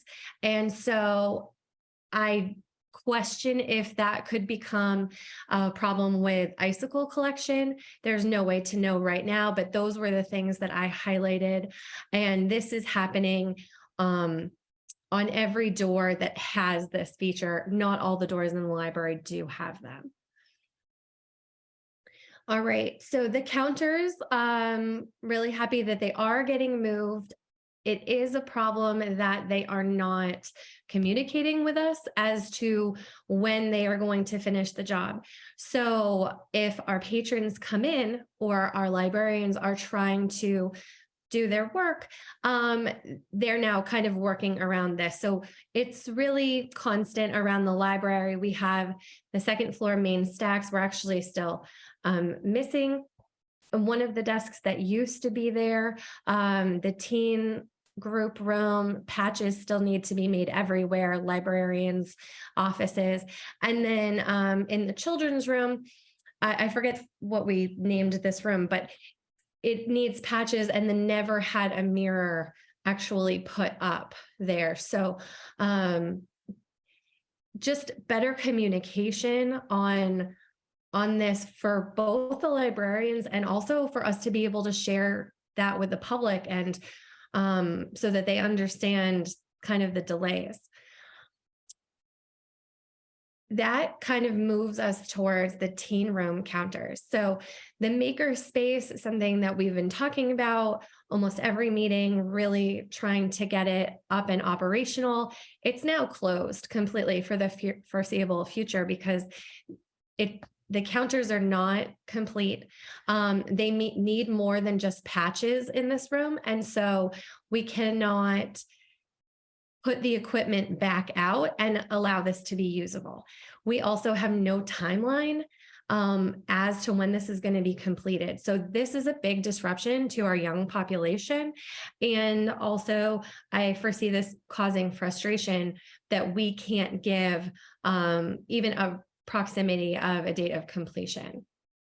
So I don't know how we could push to get answers for that, but I think that it's something we need to definitely start inquiring about. This actually, the broken chair I saw a couple months ago when I was in there, and now there is actually one of the desks that should have been moved down, just sitting in the lounge, the staff lounge area. So this beautiful space is supposed to be where the librarians can, relax, have some downtime, eat their lunch, have a meeting, anything like that. And it is becoming a place where broken furniture is collected, and that needs to be rectified because they shouldn't have to worry about whether furniture is going to topple over them while they're eating lunch, because this is not a storage area. So if those could be taken care of, and whoever, I do believe that it was two different people or companies that kind of moved things in there. If we could find a better resolution for where to put those in the future, so that maybe it's a few days, but definitely not a few weeks or months. The community room flood has gotten worse. So I know it's something that we have been talking about, and I believe Beth mentioned that we don't have a date as to when it's going to be fixed, but now we need tarps to protect the floors, and parts of the ceiling do need to be replaced. And I'm sorry, Beth, if you mentioned it earlier, I can't remember if it was from when we talked, but it sounds like part of the green roof might have to get moved or some flashing added. All of that we don't have a timeline and direction for. And this was anticipated to be completed over a month ago. And so the room has started to be rented out for things such as the book fair that the friends are putting on, and, you know, other public and private events. So we need this to both be safe for the library, the staff, the patrons, and also us to know that we can kind of close the loop that they have fixed this problem. So it's another one of those projects that we don't have clear timelines on, and that's because they're not being provided to us. And then I just wanted to end with my good ideas that I saw. So there is this cart in the adult stacks, and they just called it the Nevermind cart. And I just loved that, because sometimes you're walking around with a book and you think you're going to get it and you find something else you want to pick up and read. And then it's, instead of trying to figure out where you put it, or, you know, find a librarian, you now can just place it on this cart, and periodically through the day, they'll be able to kind of reshelf that, or volunteers who are trained. And then down in the teen space, they have started this question of the week, which is just a passive program. So, you know, this week's was, if a dog wore pants, would he wear them like this or like this? And so teens can just go by on the whiteboard and kind of put a tick in each side. And I believe that is going to be something that's starting to be tracked, but since it's brand new, it hasn't been tracked as a passive program yet. So that is what I have for my report for this month. Well, Stephanie, thank you for all of that detail. Much appreciated. Beth, I don't know if you want to speak to any of those things, or just, you know, take that. I know Stephanie was going to email it to you to be part of the packet. Yeah, she and I talked yesterday. Oh, okay. So I don't think, none of this is a surprise. And Stephanie, I would love for you to come and do this presentation at our construction meeting at 4:00 on Monday, because I'm not able to get answers to many of the questions that you raised, and it's an ongoing frustration. Yep. We don't have a clerk of the works to oversee. Town staff who have been delegated to assist are pulled thin. The owner's project manager has not been successful in moving things forward, and the architect does not have answers. And it's just incredibly frustrating. I can tell you that the room you didn't know the name of that you showed, that was our nursing room. And that's the room that I keep hearing is a bathroom that has no mirror. It's a nursing room, and I don't think we actually need a mirror in that space. And that's why it was never part of the design. But if Capital Campaign wants to buy and pay for a mirror for the nursing room, certainly we could add it. And I did forward questions about the gutter that has a little bit of icicles right over the book drop to the construction team, because we talked at one point about what an issue that was. They have suggested heat wire, and they actually just provided the locations of outside outlets that we could connect a heat wire to. Their solution for the ice and snow that connects on the awnings over the doors was to use a push broom to remove that ice and snow. I do not have any custodial under my jurisdiction to direct to do that. So yeah, several of the issues that you brought up are related to not having full-time dedicated on-site custodial. One of our custodians has left, so now instead of getting 30 hours a week, we're getting less than half that. Oh, I was not aware of that. Yeah, that's new. George, who's wonderful, is now in the assessor's office. So we miss him, and they will fill the position, but even then we were just getting 35 hours total per week. Right. The chair in the staff room, I've requested a foot for that from the company 3 times, and now a 4th time asking for a timeline for the single leg to be sent out from the factory, and I don't have it. So I keep following up. So just full disclosure, I'm the one who asked about the mirror. I knew it was a nursing room, and you know, I'll never ask people their decisions, but I will be transparent about my own. I had 3 kids. I nursed all of them. And it's really nice that we offer a nursing room, but I will tell you that when you're kind of putting yourself back together, you want to be able to look at a mirror, even for a few seconds, to make sure everything's kind of tucked in and put back. And so it's more of a thing for, you know, mothers or caretakers to just make sure there's not spit up on them and they're put back together before they walk out to the library. That's my personal opinion on that. That is awesome. And I'm going to pass that on to the men who designed that room. And I won't take up time, but I am available on Monday at 4, so we can connect after. Okay. Let's see. I saw Debbie. You have your hand up. Just real quick, I wanted to kind of let the trustees know sort of how this is working with the construction, because I've been there 3 days that people have come in to do work when Beth has been out. She was out sick the one time they were doing the mill work, and then today we ended up closing and she telecommuted. We literally got a phone call today and people had to run around the library to track me down because the guy that was coming to fix the gate said he's on his way right now. This is how this is working. So it's very, very hard for us to get things done. And when the mill workers came, they literally just told Paul and they told me, no, well, we know that this was the plan, but this is what we're doing instead. And I'm the administrative assistant. I don't have any jurisdiction to do anything. And I just kind of went, okay. And they're, it's very, very unpredictable. And I think it's really hard to understand how unpredictable it is unless you're there when someone just shows up and wants answers and they need physical hardware that's in a different part of the building in order to do things. And now we have spaces that are inaccessible. It's very chaotic. And whatever the trustees can do to get answers from the construction committee or get some more people to just communicate a little more effectively so that we can do our jobs effectively and keep everybody safe too. Right. Right. So, Beth, is this millwork and the moving of the cabinets, does this fall under the building committee, or is there anyone overseeing it? Or is it because we have the lack of oversight from people who have all left that? There's no oversight from people who have left or people who are in the positions to do that who are not me. Yeah. Is there any? Like this, I've been talking about this, Karen, for a year and a half now. Yeah, that it's not scope of my job. I am doing the best I can, but I'm also pulled in 10 other directions, and directing the library and managing the staff and doing the budget is my primary responsibility. I know.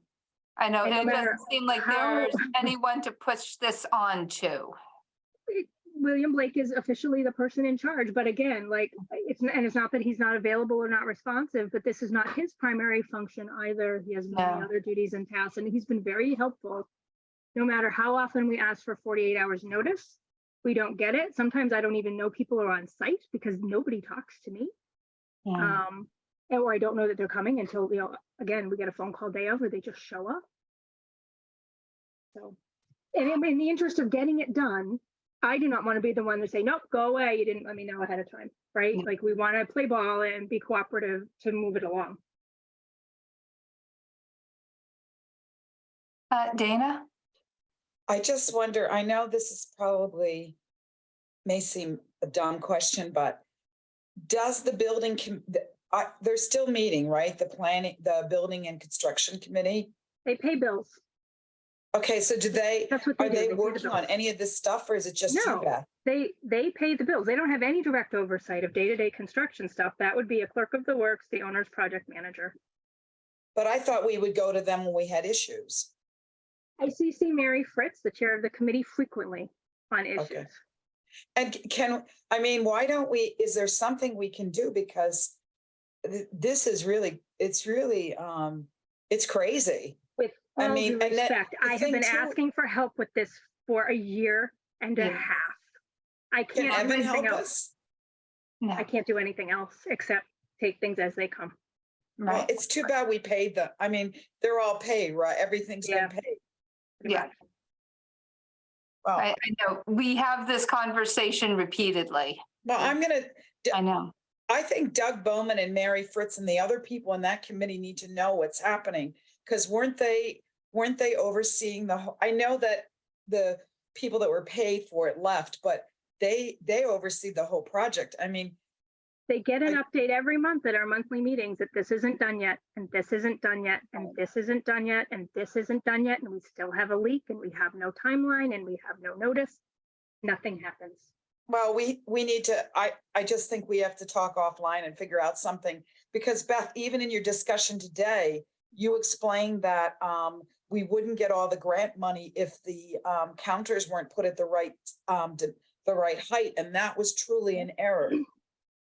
I noticed the wrong height of the brackets in January 2021, brought it to Mr. Deshane's attention. He bumped it up to the OPM in theory, and they put in the counters at the wrong height. Right. Construction company. Mhm. So, Okay. All right, Stephanie? So I just want to maybe kind of move to end this discussion as it is right now, where we have the construction meeting on Monday. I'm happy to go. You know, anybody else probably is welcome. I'm sure Beth can send us the information offline. And then possibly we could talk about adding a meeting if we need to kind of figure out how we can kind of put pressure and advocate for this more, because this has been going on since the building opened to the public. So even though Beth has been asking for help for a year and a half, this conversation is about 2 years old. And we do need to kind of address it and not keep putting it on Beth's or William's shoulders if they don't have the pull for it. So, but I think for tonight, we're not going to get any further on it. Yeah, I will agree with that. So, all right. So why don't we? I also did want to address snow removal. I would like this board to get into conversation with the town about adequate snow removal on the library's grounds. Right, right. 'Cause the library is town property and the town is responsible for plowing it, as with every other piece of town property. Correct? Yeah. Yep. Yep. Yep. There is also a comment in the chat that I need our chair to read. Yep. So, all right. Okay, Dana? I will see if I can come to that meeting on at 4 p.m. It's a Zoom, right? Yes. Okay. Okay. Because one thing we could ask them, I saw Colleen's message, is we could ask the building construction committee, what would it take to solve this? The problem is, it's like, it's just like, it's been going on for so long and it's so detailed and there's all these different layers. I don't know if we bring in somebody new to oversee it, if that's the answer, but I would love to ask them that. Yeah.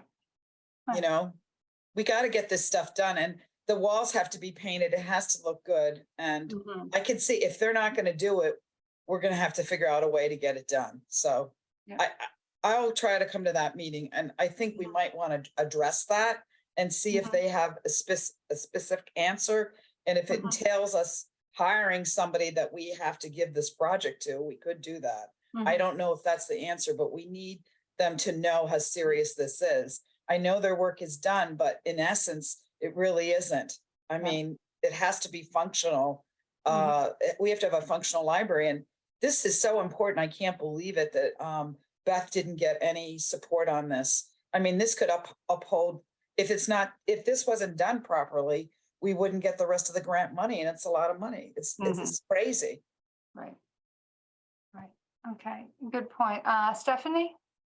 I do want to say in response that there is a possibility that this board over a year could have stepped in further, like much earlier than we're looking to do now, because this plea has been brought to us but before now. But there is a question in the chat, Karen, from Colleen. I don't know if you want me to read it or if you want to do it. I don't understand what you just said, Stephanie. You mean the Board of Trustees didn't do this? I know, it's clearly not our responsibility to do it. I'm saying that I believe that we probably could have stepped in and advocated for the library earlier than like we're going to go and do it on Monday. Well, we have been advocating for it. I mean, you wouldn't know what Doug and I did a lot of projects that no one else would do. Oh, I'm not saying that it hasn't been done. I'm saying that, like, I think that maybe we needed to do, like, be more of a squeaky wheel instead of a lot of that kind of squeaky wheel business being left to Beth. That's what I'm Well, saying. I can also say this do to you, was kind of unusual circumstances where, I mean, the owner's project, well, what the clerk of the works, most of us didn't understand that that person was going to be leaving when he did. And we Right. were told that the guy, the project manager that was part of the construction group was going to be doing the work. And it's clear that he wasn't. And it's a really hard thing to grasp because we didn't hire these people, and we didn't know what the requirement, none of us, I never understood what Mark Sullivan was responsible for doing.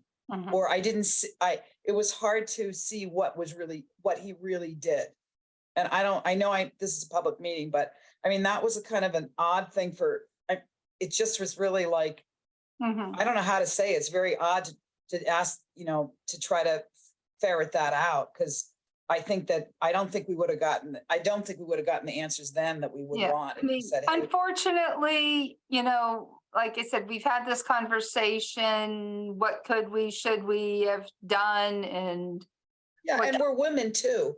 Beth was not listened to a lot. no, And no. I've had she- conversations with many of these people myself, and she really wasn't But- listened to. I know that they Yeah. they maybe heard her and everything's going to be okay, whatever. She was really not.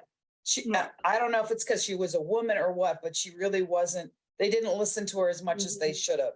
And I do want to thank Beth for everything she has been fighting for and trying to do with this for the past year. As this is not a good situation for anybody to work in or anything like that. But let's see about, that meeting on Monday, and if maybe, I don't know, Debbie, if you have the Zoom link for that, or who has that Zoom link, or if it might be on the town meeting site possibly. I know I've gotten it I can before, I send just it. don't remember from where. Yeah, I can send it. The owner's project manager sends it out to the construction team. Okay, yeah, because I was Yeah, it's about not to a say, public I meeting. know I've been in on those meetings before and the link just magically appears in my inbox, so I don't know who forward it. sends it. So if it's been you, Beth, thank you. It just appears. Okay. All right. And I know Doug's going to be back for that. I was just checking. Yep. I Okay. believe Yep. he's out of town, but he should be back on Monday, He'll be I back. believe. Okay. All right. So, all right. Moving on, I'm going to make actually I can't. Would someone like to make a motion to fund Beth's ALA membership from state aid? We do this every year. Point of order, we still haven't read Colleen's comment. Oh, okay. All right. Let's see. So Colleen, to everyone, if this has been an issue for over a year, why not use money from the capital campaign to hire a private contractor to finish what you need, as well as to private plow to prioritize the needs? I would, Beth, I don't know if you want to answer that, but I mean, we are a town property, and that should be done to the whole town. And as far as to the level we're looking for, I'm not sure if the schools would be okay if your handicap spots were not completely plowed out. But it seems like, that is a minimum of what needs to be done, plowing out the handicap spots. And as far as, I think some of the other things, we paid for those shelves to be put in to be ADA compliant, and it just was not done. So I think that needs to be completed, and the people responsible need to fix it. Anyone have anything to add? No, I mean, we paid for it once. Why are we paying for it again? Why pay for it again? So If I may, we are not paying for the ADA remedial work for the counters. yeah, The that is architect and correct. construction team are picking that. Yep. Yep. So us hiring a private contractor to fix that is, it's the builders, it's their responsibility. So unfortunately. And like I said, I mean, hopefully the next time, I would hate to have someone pull up needing a handicap spot that they cannot get into. And I wonder how many other town departments would be okay with that happening. So. Colleen just does my have 2 cents. another comment about that. Karen, if you want to read it. Okay. All right. The DPW serves the whole town and may not be able to serve the library to the level we're looking for. Well, I would just say the level we're looking for is, plow out the handicap spots. And is that the level that the school and the municipal center get? Maybe the next time I'll go and see if those spots are not plowed for the rest of the town buildings as well. Maybe we are getting the same level of service as the rest of the town. I don't know. But does anybody know if the handicap spots are not plowed for the rest of the town buildings? So as somebody who uses the handicap spots, I have not had the same level of problems other places. Mhm. And even in the picture where it had like the front of the truck where it was about 1.5 feet of snow, for somebody that does not have physical limitations, that might not be bad to step in or step over, but somebody who uses a wheelchair, a walker, a cane, like that could be dangerous. So there wasn't even that clearing, never mind not fully plowing out the handicap spots, but even having a clear walkway from the parking lot to onto our sidewalks. Yep. So I And think, just for clarification for everybody, I was there around 1:30 in the afternoon. So the library had been open for several hours at that point. all right. Stephanie, thanks for bringing that to our attention. Okay. Beth, is that a new hand? Yeah, I did just want to go on record for thanking the DPW for their work and recognizing that their department is also understaffed for the needs of the town. And they are prioritizing the roads. I do understand how if they're in a hurry and have a lot to do, it's not going to be adequately done. I also do have a concern that some of the inadequacy of the plowing may be due to design flaws and architects not thinking through snow removal in New England, especially near the book drop, where the drive kind of pitches in a circular way and then bumps out so that you can't get a plow truck into that space. And it may be that the same is true of the handicap space. It's a kind of a tight corner. It's not adequate, but I also don't want to beat on DPW. No, that is not my intention. My intention is just to say we would, expect the same level of service. Yeah, William Blake did tell me that our lot looked better at 1:30 in the afternoon on Tuesday than the municipal center did at 8:30 in the morning. I did not go by the municipal center. I can't vouch for that, but that was his observation. Yep. All right. Thank you. All right. Okay. Any other comments about the walkabout report? No? Okay. Like I said, the state aid funding for Beth's ALA dues. This is something we pay for and have been for the last number of years. Yep, Marty? I move that we approve a funding request from state aid in the amount of $236 for ALA dues for the library director. Okay. I second. Second? I second it. Dana? Okay. I second that motion. All right, thanks, Dana. Any further discussion? Okay, I'll start with me, so don't forget, Karen, I. Aaron? Aaron, aye. John? Aye. Dana? Aye. Stephanie? Aye. Marty? Aye. All right, declare the motion carried. And on the MBLC legislative agenda, Now, I know Beth, you sent out a flyer about this. I don't know if you want to share that.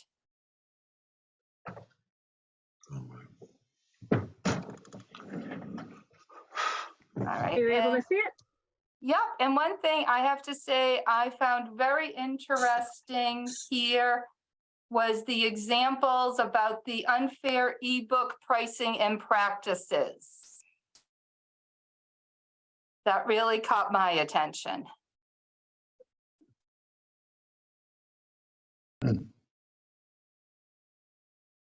Unfair ebook pricing. Yes, 'cause this was talked about at one of the statewide meetings that I had attended as well. Oh my gosh. Yeah. So Beth, I don't know if you want to speak to this or. I will say, at least with this kind of ebook pricing, it's a little bit easier to budget for. You know, we know how much everything is. We can set a limit. Things like Hoopla, which we've just canceled, or Canopy, which is another streaming service, those are pay-per-use models. And the problem is, once those become more popular, we just can't afford to put the money into it anymore and still serve everybody adequately. So we've canceled those kinds of services to go back to these. It would be nice if everything was affordable and the pricing was consistent from and usage rules were consistent from publisher to publisher. And it would take, I think, our federal government to step in and try to regulate it. So all we can do is lobby and advocate. And so some of that line item budget, line 7,9506 goes into trying to make the pricing more equitable. And it's just really, it's really important. Right. I have noticed when I get to my director stats, we hit 140,000 physical items circulated for 2022, which is back to beyond what we did in 2019. So we are back to pre-pandemic levels of physical item circulation. Ebooks have exploded though, partly because of the pandemic. We circulated 33,000, more than that, ebook titles. So at some point, like it's hard to decide where are we going to put our money because these are, all in demand. Makes budgeting challenging. Right. So what I'm hearing is the physical book borrowing is back to pre-pandemic, but ebook borrowing is still up.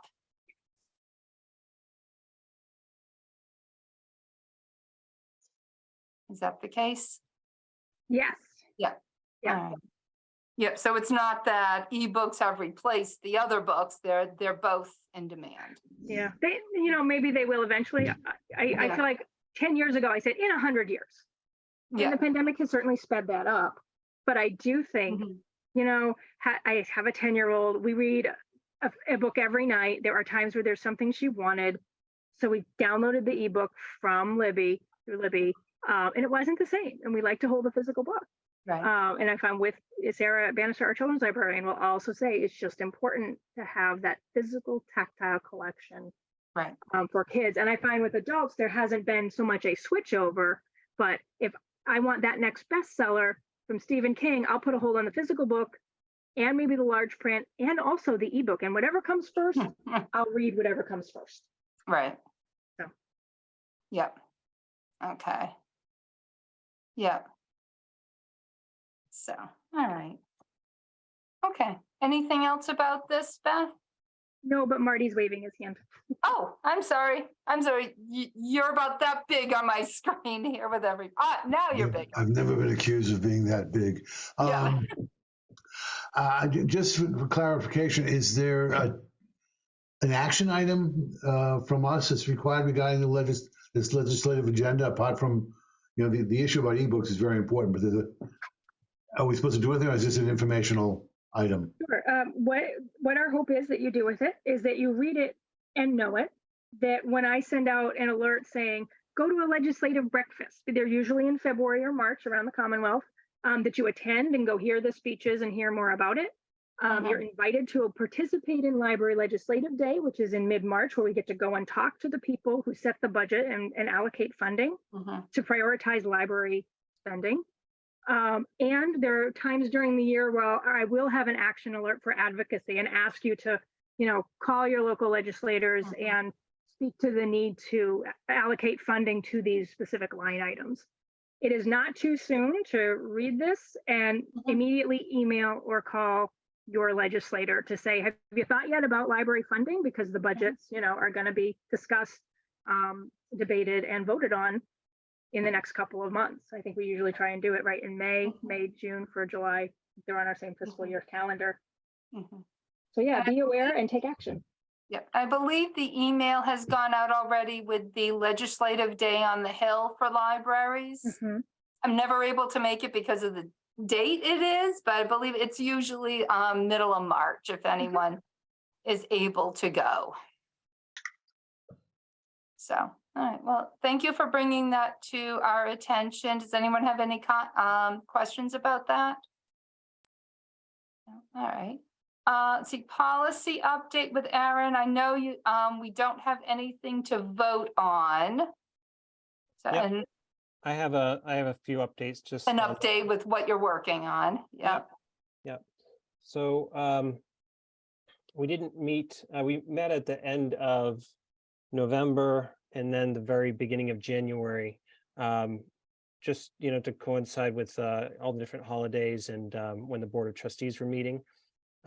So we are still on our agenda was the art display, draft art display policy, which is still with legal. So we didn't have too much discussion on that. We did take a look at the security camera policy, and we had some discussion regarding that the policy should really state that anyone can request footage, but the footage won't be provided unless a request comes from the Grafton Police Department. So I think there's just been a lot of kind of off the cuff requests that, hey, you have cameras, can I see them? And it really needs to come from the Grafton Police Department. Anybody can request, but it needs to come from the police department. The meeting room and facilities policy, we were taking a look at that. We piloted block booking, and what that means is the old policy stated that somebody could only book one meeting at a time. But we wanted to, the community was asking for, hey, I really would like to have the assurance that I can meet, for the next few weeks at the library. And we had some great feedback from the some participants who joined our policy committee meeting and said, well, how about four meetings at a time? And that's been going really well. On occasion, if there's some conflicts, then, which there haven't been yet, but, we would fully assume that the person in charge of, the bookings would reach out to someone and say, hey, I know you booked it, up for the next couple of months. Would you mind meeting a little bit earlier to accommodate somebody who really needs that room, something like that. So but that's going well. We had kind of an interesting request to use the community room for a community chorus from Apple Tree Arts, which is unusual for a library, but we determined that based on how the policy was written, that it is an appropriate use of the space. But I guess they had decided that since it was already booked up mostly on the day that they would like to use it, they just decided to continue to have it elsewhere. But it was a really good kind of exercise for us to really test the policy and see, how it spoke to all the different types of uses that, the community would like. Yeah. We took a look at the parking policy, and there's also a separate vehicle charging policy, which John has agreed to take a look at and merge those. We discussed some of the fee structures that we felt really wasn't appropriate to put in the policy because, fees can be subject to change, and it would require us to be constantly, reapproving the policy just because, the rates are changed or the fee structure changes. But I guess the town of Grafton is looking to get some more vehicle charging stations, maybe at the municipal center. And so in the end, whatever we decide now may change to kind of fit with what the town, wants to do for vehicle charging. And, we also been adding the appeals process statement to all of the policies, as we review them and write them. So, and just one of the last things we decided to add is more procedural for our meetings, to just have an item on the agenda to review any, to just take a moment and determine what we're going to review for the next meeting, and what policies need to come up for review, because we never had that on the agenda. And we kind of let Beth and Debbie kind of say, hey, the policy committee should really look at this, but we did put that on the agenda to take a break so that all committee members could participate in that conversation. So our next meeting is Wednesday, February 8th, and we invite anybody who'd like to join, including the public. All right, Aaron, thank you. Thank you for that there. Next up, we have Beth with this month's director's report. Just give me a minute to find the right handout. Ask a quick question of Aaron. Yep. I didn't catch what you were saying about the, you were talking about the charging units. I don't know what to call them. Yep. So we're creating a policy about that. Is that what we're doing? We have some policy written about I can't tell you exactly what it says. I have to take a look, but essentially there was some verbiage about what it would cost to charge your car there. And we felt that it wasn't really important to have that fee structure written into the policy. Okay. And that we felt it really didn't need to be a separate policy from the parking policy. So John was going to find a way to merge those two together. Okay.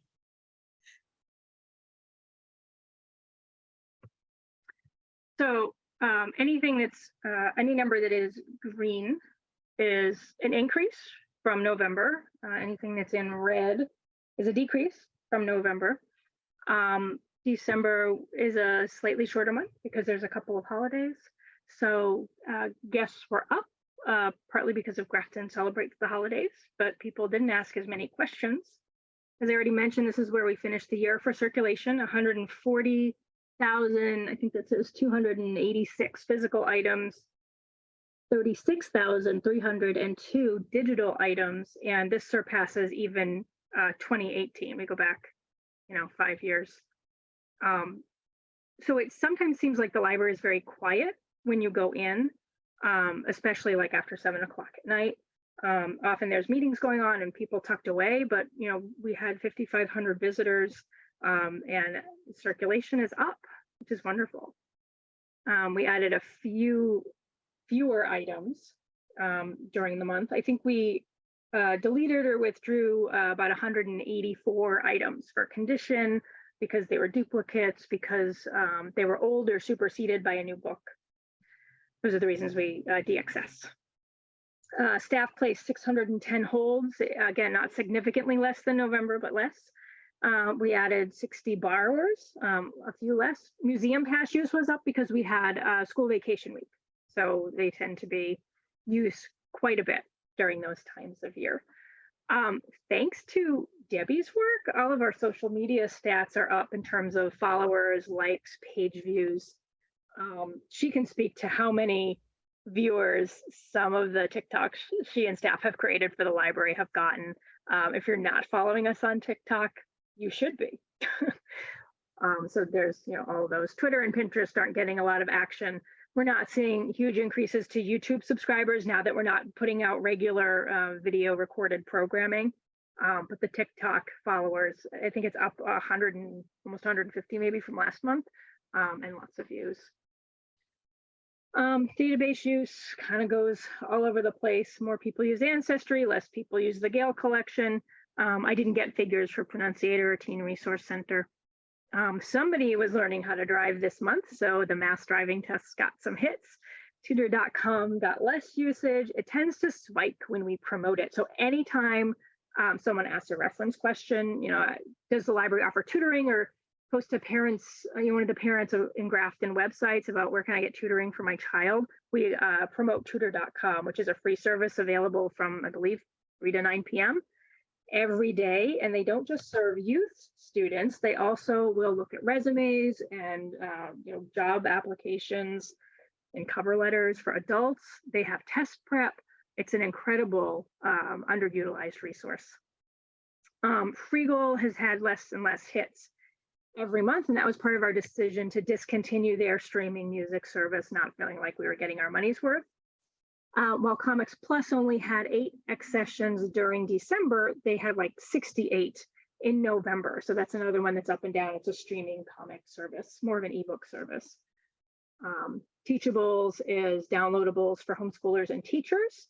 And AWE are the 2 literacy stations paid for partly by Capital Campaign and partly by a donor. They're always on in the children's room. They have tons of educational literacy games, and the kids love them. So this number is down from, I think, 519 uses in November. It's still getting lots of use. Partly because of the holidays in our natural programming cycle, and partly because of our anticipated construction, we didn't offer a lot of library programs in December. So that's why this number is so low. But because so many people came in for Grafton Celebrates the Holidays, which was just one program, the program participation number is high when you consider the number of programs that we did. I didn't break down for you the difference between active and passive library programming, but that is something that we're tracking internally and we'll be reporting on our ERA statistics.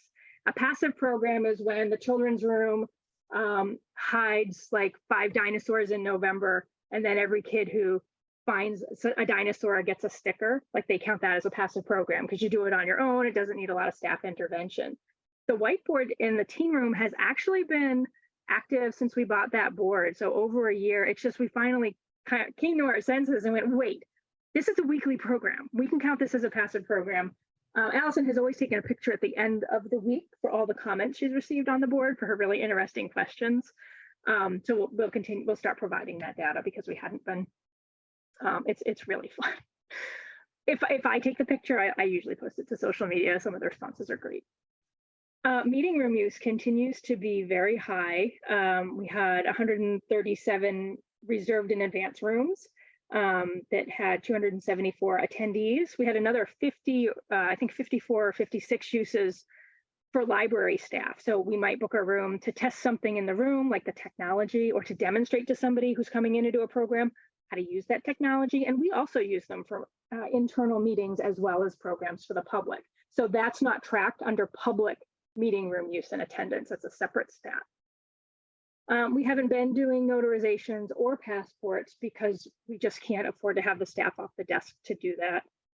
We're happy to continue to do test proctoring because it requires less monitoring, but we haven't had requests in a few months for that free service that we offer. Often a school or college will require someone with a master's degree to provide oversight to the student.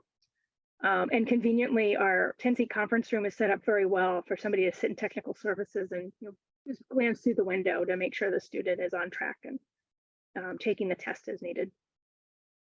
Because of the holidays, we had a few less volunteers who did a few less hours, a few less home delivery.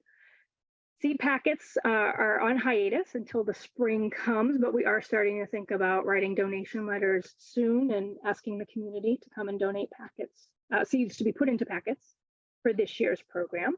We had 150 computer users, and next month we will be adding Wi-Fi stats to that number. And then incident reports, we had 5. I think we had 3 in November. We've had just a few this year. I did send out a draft director's report, which I'm not going to read to you. I do have a corrected version because I incorporated the social media statistics from Debbie, and I also realized I had a couple of X's where I needed to fill in numbers. So I'll correct that and send it out. Happy to answer any questions for anyone who had a chance to read through that narrative or wants to talk about the yes and no log questions. I think we're accomplishing a huge amount considering the staffing that we have. Yes, you definitely had a very busy December there. Yeah. That sort of thing. But yes, kudos to everyone for getting all of that done. You know, with some shortened days and stuff. And Stephanie. That was just my applause comment. Oh, okay. Very good. Dana? Yeah, I want to say that was really excellent. Yeah. Now, I visited the Shrewsbury Library like about a year after they opened, and they told me that they were getting, I thought they said they were getting about 60 new new members, new cards coming in, people getting cards. So I think that's pretty good. That's what we're doing. I really do. I think I'm really thrilled with that number. Our annual report is due at the end of January, so that'll be sent out for our February meeting. But I can tell you that we gave out 1,200 new cards in 2022.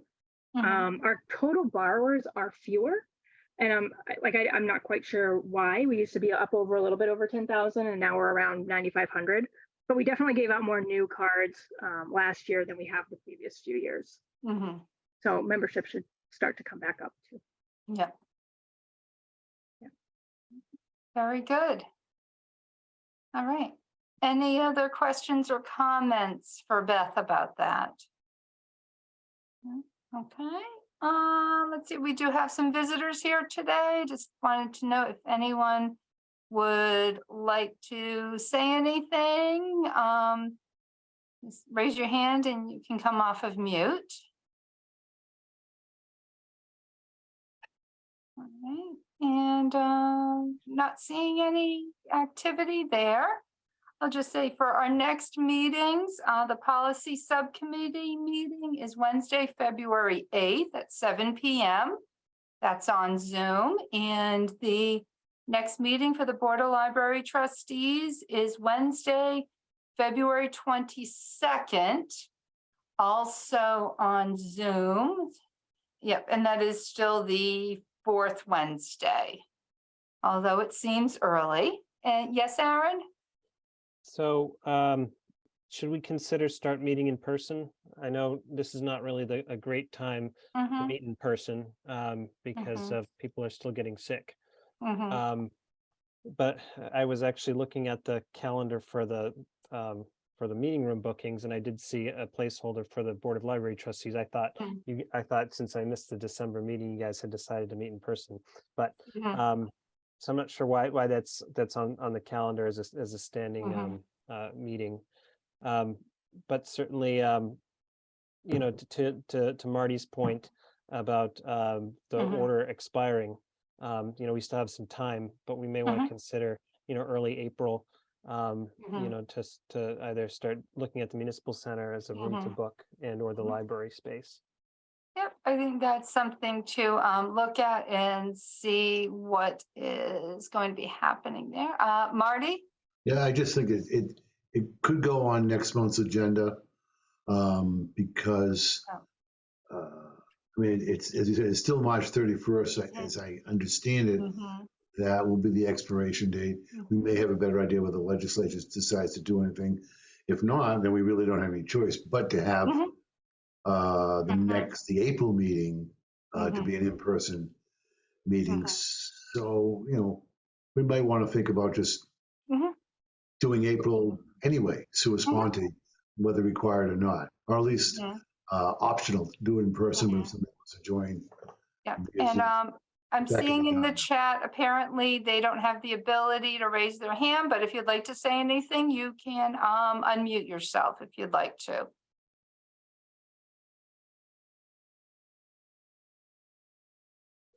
Hi, this is Nancy Piccone from 3 High Point Drive. I like to watch the meetings when I can get in.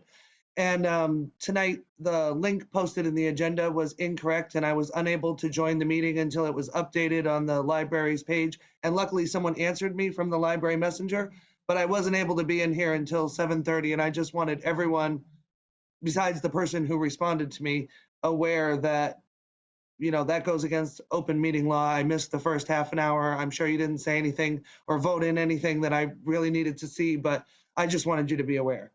All right, Nancy, thanks for letting us know. And you can catch up that to see what you did miss on that first half hour. I think it takes a day or two for Grafton Cable to post that. And yeah, I'm not sure what happened with that, but I'm sure we will figure it out for next month. I just wanted to say, I know some folks are meeting, like most of the people are meeting in public, but they still offer Zoom if there's someone that doesn't feel comfortable coming. I mean, I will come. I'm just thought I would mention that. Okay. Great. Any other comments here? Debbie? I just wanted to comment and apologize. The Zoom link was my fault. I started in the summer and I was not aware we got a new Zoom link at the beginning of each calendar year. And that was actually, we use templates when we set up the agenda. So that was the one from December. And to let everybody know who's listening to, I was locked out myself because I didn't even realize it. So, and Dana was as well. Yeah. So I emailed that to her. And then as soon as Nancy messaged, Nancy, that was me, that I sent that to you. And then I also posted it on the library's website, and then I shared it to All Things Grafton if anybody was trying to get in. So I apologize, and it's already been corrected. So it'll be the same throughout the 2023 calendar year is my understanding. All right. Well, good to know. I had not realized that. Okay. All right. So if there's nothing else, if someone would like to make a motion to end the meeting. I make a motion to adjourn. All right, second. I second the motion to adjourn. All right, any discussion? All right, all those in favor, Karen, aye. Aaron? Aye. Dana? Aye. Stephanie? Aye. John? Aye. And Marty? Aye. All right, everyone, thank you so much and see you next month.